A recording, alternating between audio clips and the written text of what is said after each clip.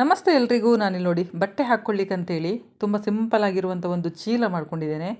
ಇದಕ್ಕೇನು ಜಾಸ್ತಿ ಏನು ಬೇಡ, ಒಂದು ಬ್ಲೌಸ್ ಪೀಸ್ ಇದ್ದರೆ ಸಾಕು, ಮತ್ತು ಒಂದು 2 ಹ್ಯಾಂಗರ್ ಮತ್ತೊಂದು 5 ಬಳೆ ಇದ್ದರೆ ಸಾಕು. ನೋಡಿ, ನಾನಿಲ್ಲಿ ಬ್ಲೌಸ್ ಪೀಸ್ ತೊಗೊಂಡಿದ್ದೇನೆ. ಸಾರಿದು ಬ್ಲೌಸ್ ಪೀಸ್ ಬರ್ತದಲ್ಲ, ಅದನ್ನೇ ಕಟ್ ಮಾಡಿ ಇಟ್ಕೊಂಡಿದ್ದೆ ನಾನು. ಇದರಲ್ಲಿ ಬ್ಲೌಸು ಹೊಲಿಯೋದು ಬೇಡ ಅಂತೇಳಿ ಹಾಗೆ ಇಟ್ಕೊಂಡೆ, ಅದರಲ್ಲೇ ಮಾಡ್ಕೊಳ್ತಾ ಇದ್ದೇನೆ. ನೋಡಿ, ಈ ಥರ ಸೈಡಿಗೆ ಏನಾದರೂ ಕ್ರಾಸ್ ಇದ್ದರೆ ಕಟ್ ಮಾಡ್ಕೊಳ್ಳಿ ನೀವು. ಹಾಗೆಯೇ ಇಲ್ಲಿ ಸೈಡಿಗೆ ಈಗ ಫೋಲ್ಡ್ ಮಾಡ್ಕೊಳ್ತೇನೆ ನಾನು. ಫೋಲ್ಡ್ ಮಾಡ್ಕೊಳ್ಳೋಕ್ಕಿಂತ ಮೊದಲು 2 ಸೈಡಿಗೆ ಸಹ ಸ್ಟಿಚ್ ಮಾಡ್ಕೊಳ್ಬೇಕಿದು. ಸೈಡ್ ಉಂಟಲ್ಲ, ಈ ಸೈಡಿಗೆ ಸ್ಟಿಚ್ ಮಾಡಿಕೊಂಡು ಮತ್ತೆ ನೀವು ಫೋಲ್ಡ್ ಮಾಡ್ಕೊಳ್ಳಿ. ನಾನು ನಂತರ ಸ್ಟಿಚ್ ಮಾಡ್ಕೊಂಡಿದ್ದೇನೆ. ಈ ಥರ ನೋಡಿ, ಕ್ಲೀನಾಗಿ, ಅಂದರೆ 2 ಸೈಡಲ್ಲಿ ಮೆಜರ್ಮೆಂಟು ಕರೆಕ್ಟಾಗಿ ಬರಬೇಕು. ಹಾಗೆ ನೀವು ಮಾಡಿಕೊಂಡು ಇದನ್ನು ಸ್ಟಿಚ್ ಮಾಡ್ಕೊಳ್ಬೇಕು. ನೋಡಿ, ಈ ಥರ ಕರೆಕ್ಟಾಗಿ ಜೋಡಿಸಿ ಒಮ್ಮೆ ನೀವು ಎಷ್ಟು ಉಂಟಂತೇಳಿ ನೋಡ್ಕೊಳ್ಳಿ. ಅಂದರೆ 2 ಸೈಡು ಕರೆಕ್ಟಾಗಿ ಬರಬೇಕಲ್ಲ. ತುಂಬ ಈಸಿ ಮಾಡ್ಕೊಳ್ಳಿಕ್ಕೆ. ನೋಡಿ, ಬಟ್ಟೆ ಇಟ್ಕೊಳ್ಳಿಕ್ಕೆ ಜಾಗ ಇರೋದಿಲ್ಲ. ಒಮ್ಮೆ ತುಂಬ ಬಟ್ಟೆ, ಗೋಡ್ರೇಜ್, ಕಪಾಟ್ ಎಲ್ಲ ಹಿಡಿದು ಸಹ ನಮಗೆ ಬಟ್ಟೆ ಇಟ್ಕೊಳ್ಳಿಕ್ಕೆ ಆಗೋದಿಲ್ಲ. ಆ ಟೈಮಲ್ಲಿ ಈ ಥರದ್ದೆಲ್ಲ ಮಾಡಿಕೊಂಡ್ರೆ ನಮಗೆ ಡೈಲಿ ವೇರಿಗಿದು ಬಟ್ಟೆ ಎಲ್ಲ ಇಟ್ಕೊಳ್ಬೋದು. ಮಕ್ಕಳದು ಟಿ ಶರ್ಟ್ ನೋಡಿ, ಈ ಥರ ಇಲ್ಲಿ ಒಂದು ಸ್ಟಿಚ್ ಹಾಕಬೇಕು ಸ್ಟ್ರೈಟು. ಒಂದು ವೇಳೆ ಮಿಷಿನ್ ಇಲ್ಲ ಅಂತ ಹೇಳಿದರೆ ಕೈಯಲ್ಲಿ ಸ್ಟಿಚ್ ಮಾಡ್ಕೊಳ್ಬೋದು, ಸೂಜಿ ದಾರದಲ್ಲಿ ಸ್ಟಿಚ್ ಮಾಡ್ಕೊಳ್ಬೋದು. ನಿಮಗೆ ಗೊತ್ತಾಗೋದಿಲ್ಲ ಹೇಳಿದರೆ ಮಿಡ್ಲಲ್ಲಿ ಈ ಥರ ಒಂದು ಮಾರ್ಕ್ ಮಾಡ್ಕೊಳ್ಳಿ. ಆಗ ಸ್ಟಿಚ್ ಮಾಡುವಾಗ ಕರೆಕ್ಟಾಗಿ ಗೊತ್ತಾಗ್ತದೆ. ಹಾಗೆಯೇ ಇಲ್ಲಿ ಮಿಡ್ಲಲ್ಲಿ ಉಂಟಲ್ಲ, ಒಂದು 4ರಿಂದ ಒಂದು 5 ಇಂಚಷ್ಟು ನೀವು ಮಾರ್ಕ್ ಮಾಡಿ ಅಲ್ಲಿ ಸಹ ಸ್ಟಿಚ್ ಮಾಡ್ಕೊಳ್ಬೇಕು. ಅಂದರೆ ಜಾಯಿಂಟ್ ಮಾಡಿ ಅಂತ ಹೇಳಿದರೆ ಇದು 2 ಪೀಸ್ ಮಾತ್ರ ಜಾಯಿಂಟ್ ಮಾಡಬೇಕು, ಅಡಿ ಪೀಸ್ ಜಾಯಿಂಟ್ ಮಾಡಬಾರ್ದು. ನೋಡಿದ್ರಲ್ಲ, ನಾನಿಲ್ಲಿ ಸ್ಟಿಚ್ ಮಾಡ್ಕೊಂಡಿದ್ದೇನೆ ಕೆಳಗಡೆ ಮತ್ತು ಇಲ್ಲಿ ಮಿಡ್ಲಲ್ಲಿ ಇಷ್ಟು ಮಾತ್ರ. ಈಗ ಸೈಡಿಗೆ ಸಹ ಒಂದು 4 ಇಂಚ್ ಅಥವಾ 3 ಇಂಚು ಮಾರ್ಕ್ ಮಾಡಿ. ಈಗ ಉದ್ದ 3 ಇಂಚು, ಅಗಲ ಅಡ್ಡ ಹೀಗೆ 3 ಇಂಚು ಈ ಥರ ನೋಡಿ ಮಾರ್ಕ್ ಮಾಡ್ಕೊಳ್ಳಿ. ಮಿಷಿನ್ ಇಲ್ಲ, ಹೇಗೆ ಸ್ಟಿಚ್ ಮಾಡೋದು ಅನ್ನೋ ತಲೆಬಿಸಿಯೇ ಬೇಡ ನಿಮಗೆ. ಕೈಯಲ್ಲಿ ಆರಾಮಲ್ಲಿ ಸ್ಟಿಚ್ ಮಾಡ್ಬೋದು. ನೋಡಿ, ಈ ಥರ ಮಾರ್ಕ್ ಮಾಡ್ಕೊಳ್ಳಿ 2 ಸೈಡಲ್ಲಿ ಸಹ. ಈಗ ಇದನ್ನು ಕಟ್ ಮಾಡ್ಕೊಳ್ಬೇಕು. ಎಷ್ಟು ನಾನು ಮಾರ್ಕ್ ಮಾಡಿದ್ನಲ್ಲ ಅಷ್ಟು ನಾನೀಗ ಕಟ್ ಮಾಡ್ಕೊಳ್ತೇನೆ.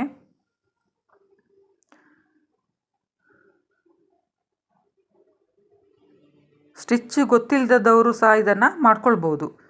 ಈಗ ಬಟ್ಟೆ ಅಂದರೆ ಹೇಳಿ ನೋಡಿ, ಅಂದರೆ ಈಗ ಬ್ಯಾಚುಲರ್ಸ್ನವರೆಲ್ಲ ರೂಮ್ ಮಾಡಿ ಇರ್ತಾರಲ್ಲ, ಆಗ ಬಟ್ಟೆ ಇಟ್ಕೊಳ್ಳಿಕ್ಕೆ ಜಾಗ ಇಲ್ಲ ಅಂತೇಳಿದರೆ ಈ ಥರ ಮಾಡಿಟ್ಕೊಳ್ಬೋದು. ನಿಜವಾಗ್ಲೂ ಹೇಳ್ತೀರಿ, ಡೈಲಿ ವೇರ್ ಇದು ಬಟ್ಟೆ ಎಲ್ಲ ಇಟ್ಕೊಳ್ಳಿಕ್ಕೆ ಬೆಸ್ಟ್ ಇದು. ಮತ್ತು ಮಕ್ಕಳದು ಟೀ ಶರ್ಟ್ಸ್ ಅಂಥದ್ದೆಲ್ಲ ಇಟ್ಕೊಳ್ಳಿಕ್ಕೆ ಸಹ ಬೆಸ್ಟ್ ಇದು. ಈಗ ಇದನ್ನು ನೋಡಿ ಈ ಥರ ಸ್ಟಿಚ್ ಮಾಡ್ಕೊಳ್ಬೇಕು. ಒಂದು ಬಾಕ್ಸ್ ಟೈಪಲ್ಲಿ ಆಗ್ತದೆ ಇದು. ಈ ಥರ ಉದ್ದ ಸ್ಟಿಚ್ ಮಾಡ್ಕೊಳ್ತೇನೆ. 2 ಸೈಡಲ್ಲಿ ಈಗ ಸ್ಟಿಚ್ ಮಾಡ್ಕೊಳ್ತೇನೆ ನಾನು. ಅದೇ ಥರ ಈ ಸೈಡಲ್ಲಿ ಸಹ ಹಾಗೆಯೇ ಸ್ಟಿಚ್ ಮಾಡ್ಕೊಳ್ಬೇಕು. ನಾನು ಆವಾಗಲೇ ಹೇಳಿದೆ, ಮಿಷಿನ್ ಇಲ್ಲ ಅಂತ ಹೇಳಿದರೆ ಕೈಯಲ್ಲಿ ಇದನ್ನು ಸ್ಟಿಚ್ ಮಾಡ್ಕೊಳ್ಬೋದು, ಸೂಜಿ ದಾರದಲ್ಲಿ ಸ್ಟಿಚ್ ಮಾಡ್ಕೊಳ್ಬೋದು. ನೋಡಿ, ಈಗ ಸ್ಟಿಚ್ ಮಾಡಿ ಆಯಿತು. ನೋಡಿದ್ರಲ್ಲ, ನೋಡಿ ನಿಮಗೆ ಈಗ ಹೊರಬದಿಯಲ್ಲಿ ತೋರಿಸ್ತಾ ಇದ್ದೇನೆ ನಾನು. ಹಾಗೆಯೇ ಈಗ ಇನ್ನೊಂದು ಸೈಡಲ್ಲಿ ಸಹ ನಾನೀಗ ಕರೆಕ್ಟಾಗಿ ಜೋಡಿಸ್ಕೊಳ್ತೇನೆ. ಒಂದು ಸೈಡಲ್ಲಿ ಆ ಥರ ಬಾಕ್ಸ್ ಟೈಪಲ್ಲಿ ಸ್ಟಿಚ್ ಮಾಡಿದ್ದೆಲ್ಲ ನಾನು. ಈಗ ಇನ್ನೊಂದು ಸೈಡಲ್ಲಿ ಸ್ಟಿಚ್ ಮಾಡ್ಕೊಳ್ಬೇಕು. ಅದನ್ನು ಹೇಗೆ ಅಂತೇಳಿ ತೋರಿಸ್ತೇನೆ ನೋಡಿ. ನೋಡಿದ್ರಲ್ಲ, ಬ್ಲೌಸ್ ಪೀಸ್ ಬೇಡ ಅಂಥೇಳಿ ಒಬ್ಬೊಬ್ಬರು ಇದು ಮಾಡೋ ಬದಲಿಗೆ ಈ ಥರ ಎಲ್ಲ ನಮಗೆ ಮಾಡಿಕೊಂಡು ಇಟ್ಕೊಳ್ಬೋದು. ಎಷ್ಟು ಯೂಸ್ ಆಗ್ತದೆ ನೋಡಿ. ಇಲ್ಲಿ ಸಹ ಸೇಮ್ ಹಾಗೆಯೇ ಕರೆಕ್ಟಾಗಿ ಬರಬೇಕು ಈಗ 2 ಸೈಡಲ್ಲಿ ಸಹ. ನೋಡಿದ್ರಲ್ಲ, ನಾನಿಲ್ಲಿ ನೋಡಿದ್ರಲ್ಲ ಮಿಡ್ಲಲ್ಲಿ ಸ್ಟಿಚ್ ಮಾಡಿ ಇರಲಿಲ್ಲ. ನೀವು ಫಸ್ಟಿಗೆ 2 ಸೈಡಲ್ಲಿ ಸಹ ಸ್ಟಿಚ್ ಮಾಡಿ ಆಮೇಲೆ ಸ್ಟಿಚ್ ಮಾಡಲಿಕ್ಕೆ ಸ್ವಲ್ಪ ಕಷ್ಟ ಆಗ್ತದೆ. ನಾನು ನಿಮ್ಮ ಹತ್ರ ಮಾತಾಡ್ತಾ ಹಾಗೆಯೇ ಇದು ಫೋಲ್ಡ್ ಮಾಡ್ತಾ ಇದ್ದೆ. ಇಲ್ಲಿ ಹ್ಯಾಂಗರಿಗೆ ಹಾಕುವಷ್ಟು ನಮಗೀಗ ಬೇಕಾಗ್ತದೆ. ನೋಡಿದ್ರಲ್ಲ, ಇಲ್ಲಿ ಮೇಲ್ಗಡೆ ಸೈಡಲ್ಲಿ ಸಹ ನಾನು ಈ ಥರ ಸ್ಟಿಚ್ ಮಾಡ್ಕೊಂಡಿದ್ದೇನೆ ಉಲ್ಟಾ ಇಟ್ಕೊಂಡು. ಈಗ ಕರೆಕ್ಟಾಗಿ ಪುನಃ ಇದು ಮಾಡ್ತೇನೆ ನಾನು ಹೊರಗಡೆ. ಈಗ ಅದನ್ನು ಒಳಗಡೆ ಇಟ್ಟು ಸ್ಟಿಚ್ ಮಾಡಿದ್ದನ್ನು ಇದು ಕರೆಕ್ಟಾಗಿ ತೋರಿಸ್ತೇನೆ ನೋಡಿ.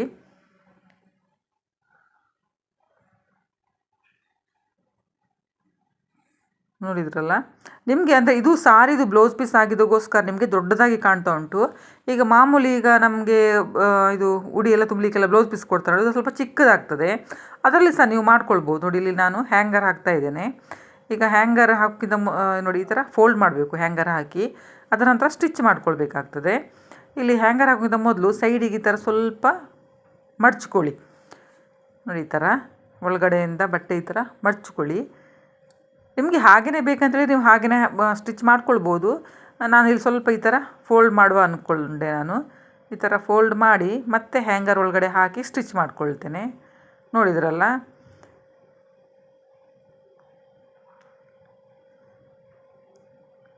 ಕರೆಕ್ಟಾಗಿ ಅಂದರೆ ಎರಡೂ ಕಡೆ ಮೆಜರ್ಮೆಂಟು ಕರೆಕ್ಟ್ ಇರೋ ಹಾಗೆ ನೀವು ಫೋಲ್ಡ್ ಮಾಡ್ಕೊಳ್ಳಿ. ಇದನ್ನು ನಾನಿಲ್ಲಿ ಸ್ಟಿಚ್ ಮಾಡ್ಕೊಳ್ತೇನೆ. ಒಂದು 2-3 ಸ್ಟಿಚ್ ಹಾಕ್ಕೊಳ್ಬೇಕಾಗ್ತದೆ ಅಲ್ಲಿ.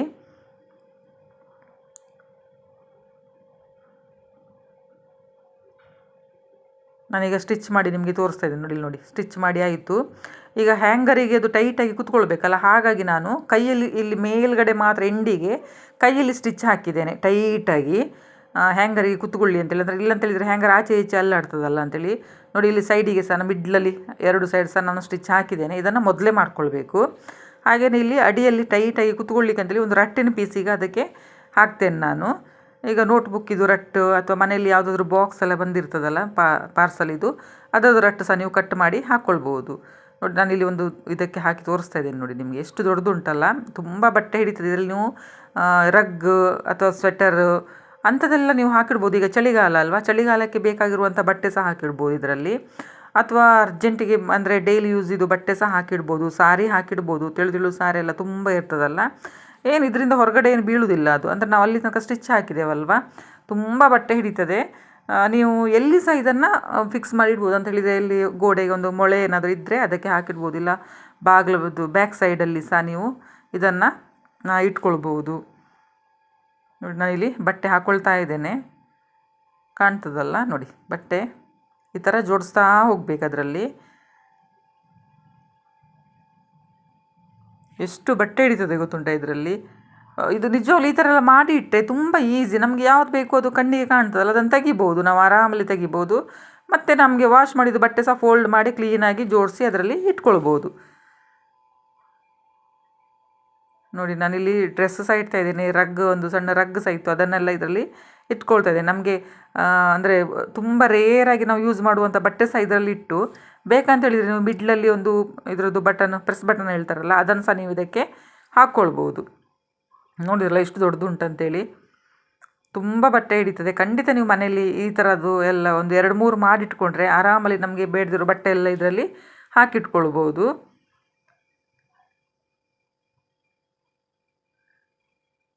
ನೋಡಿ ನಾನಿಲ್ಲಿ ಅರ್ಧದಷ್ಟು ಬಟ್ಟೆ ಹಾಕಿದ್ದೇನೆ ನಿಮಗೆ ತೋರಿಸ್ಲಿಕ್ಕೆ. ಈಗ ಪುನಃ ಮತ್ತೆ ನಾನು ಹಾಕಿಡ್ತೇನೆ ಇದರಲ್ಲಿ ಬಟ್ಟೆ. ನೋಡಿದ್ರಲ್ಲ, ನನಗಂತೂ ತುಂಬ ಇಷ್ಟ ಆಯಿತು ಇದು ಬ್ಯಾಗ್. ಖಂಡಿತ ಮನೆಯಲ್ಲಿ ಈ ಥರ ಬ್ಲೌಸ್ ಪೀಸಲ್ಲಿ ಮಾಡಿ, ಸೂಪರಾಗಿ ಬಂತು. ಹಾಗೆಯೇ ಇನ್ನೊಂದು ನೋಡಿ, ಇಲ್ಲಿ ಹ್ಯಾಂಗರ್ ತೊಗೊಂಡಿದ್ದೇನೆ. ಹಾಗೆಯೇ ನಮಗೆ ವೇಸ್ಟ್ ಅಂತೇಳಿ ಬಿಸಾಡೋ ಬಳೆ ಎಲ್ಲ ಇರ್ತದಲ್ಲ, ಅದರಲ್ಲಿ ನಾವು ಇದನ್ನು ಮಾಡ್ಕೊಳ್ಬೋದು. ನೋಡಿ ಇನ್ನು ಬಳೆ ಬಿಸಾಡೋ ಅಗತ್ಯ ಸಹ ಇಲ್ಲ. ಇದರಲ್ಲಿ ಎಷ್ಟು ಸಹ ಬೇಕಾದರೆ ನಮಗೆ ಮಾಡ್ಕೊಳ್ಬೋದು. ಎಷ್ಟು ಯೂಸ್ ಆಗ್ತದೆ ಹೇಳಿದರೆ ಇದನ್ನೆಲ್ಲ ಮಾಡಿಟ್ಕೊಂಡ್ರೆ. ನೋಡಿ ಇಲ್ಲಿ ಬಟ್ಟೆನ ಕಟ್ ಮಾಡಿ ಇಟ್ಕೊಳ್ತಾ ಇದ್ದೇನೆ. ನೀವು ದಾರ ಸಹ ಕಟ್ಬೋದು ಇದಕ್ಕೆ. ನಾನಿಲ್ಲಿ ಸಾರಿದು ಒಂದು ಪೀಸ್ ಇತ್ತು, ಅದನ್ನೇ ಕಟ್ ಮಾಡಿ ಇಟ್ಕೊಳ್ತಾ ಇದ್ದೇನೆ ಕಟ್ಲಿಕ್ಕೆ ಅಂತೇಳಿ. ಹೇಗೆ ಕಟ್ಟುವುದು ಅಂತ ಹೇಳ್ತೇನೆ ನಾನು. ನೋಡಿ ಬ್ಯಾಗ್ ನೋಡಿ ದೂರಿಂದ ಹೇಗೆ ಕಾಣ್ತಾ ಉಂಟಲ್ಲ, ಖುಷಿ ಆಗ್ತದೆ, ನಾವೇ ಮಾಡಿದ್ದಲ್ವ. ಹಾಗಾಗಿ ನೋಡಿ ಇಲ್ಲಿ ಹ್ಯಾಂಗರಿಗೆ ನಾನು ಈ ಥರ ಬಳೆನ ಫಿಕ್ಸ್ ಮಾಡ್ಕೊಳ್ತೇನೆ. ಈಗ ಈ ಥರ ಬಳೆ ಇಟ್ಕೊಂಡು ಅದಕ್ಕೆ ದಾರನ ಕಟ್ಕೊಳ್ಬೇಕು, ಟೈಟಾಗಿ ಕಟ್ತಾ ಹೋಗಬೇಕು. ಈ ಹ್ಯಾಂಗರಿಗೆ 5 ಬಳೆ ಹಿಡಿತದೆ. ಇನ್ನು ಸ್ವಲ್ಪ ಚಿಕ್ಕದಾದರೆ 6 ಆಗ್ಬೋದು, ಅಥವಾ ಸ್ವಲ್ಪ ಇನ್ನೂ ಸಹ ದೊಡ್ಡದಿದ್ರೆ ಒಂದು 4 ಬಳೆ ಆಗ್ಬೋದು ಅದಕ್ಕೆ. ನೋಡಿ ಈ ಥರ ಟೈಟಾಗಿ ಕಟ್ಕೊಳ್ಬೇಕು. ಹಾಗೆಯೇ ನಾನೆಲ್ಲ ಬಳೆ ಈಗ ಕಟ್ತೇನೆ. ನೋಡಿ ಇಲ್ಲಿ ಕಟ್ಟಿ ಆಯಿತು. ಕಟ್ಟಿ ಆದಮೇಲೆ ನಿಮಗೆ ತೋರಿಸ್ತಾ ಇದ್ದೇನೆ. ಟೈಟಾಗಿ ಕಟ್ಟಿದ್ದೇನೆ. ಈಗ ಈ ದಾರ ಎಲ್ಲ ಎಕ್ಸ್ಟ್ರಾ ಉಂಟಲ್ಲ, ಅದನ್ನೆಲ್ಲ ಕಟ್ ಮಾಡ್ತೇನೆ. ಮೇಲ್ಗಡೆಯಿಂದ ಸಹ ಕಟ್ಟಿದ್ದೇನೆ, ಹಾಗೆಯೇ 2 ಬಳೆಗೆ ಜಾಯಿಂಟ್ ಮಾಡಿ ಸಹ ಕಟ್ಟಿದ್ದೇನೆ. ನೋಡಿ ಎಲ್ಲ ದಾರ ಕಟ್ ಮಾಡಿ ತೋರಿಸ್ತಾ ಇದ್ದೇನೆ ನೋಡಿ ನಿಮಗೆ. ಈಗ ಕ್ಲೀನಾಗಿ ಕಾಣ್ತಾ ಉಂಟಲ್ಲ. ಈಗ ಎಕ್ಸ್ಟ್ರಾ ಇರೋ ಅದು ನೂಲೆಲ್ಲ ಉಂಟು, ಅದನ್ನೆಲ್ಲ ಕಟ್ ಮಾಡ್ಕೊಳ್ತೇನೆ. ಹಾಗೆಯೇ ನಿಮಗೆ ಇದು ದಾರ ಬೇಡ ಹೇಳಿದರೆ ನೀವು ಸೆಲೋ ಟೇಪ್ ಸಹ ಗಟ್ಟಿಯಾಗಿ ಅದಕ್ಕೆ ಸೆಲೋ ಟೇಪ್ ಆಗಲಿ ಗಮ್ ಟೇಪ್ ಆಗಲಿ ಅಂಥದ್ದೆಲ್ಲ ನೀವು ಹಾಕ್ಕೊಳ್ಬೋದು, ನಿಮಗೆ ಇದು ದಾರ ಎಲ್ಲ ಬೇಡ ಅಂತೇಳಿದರೆ.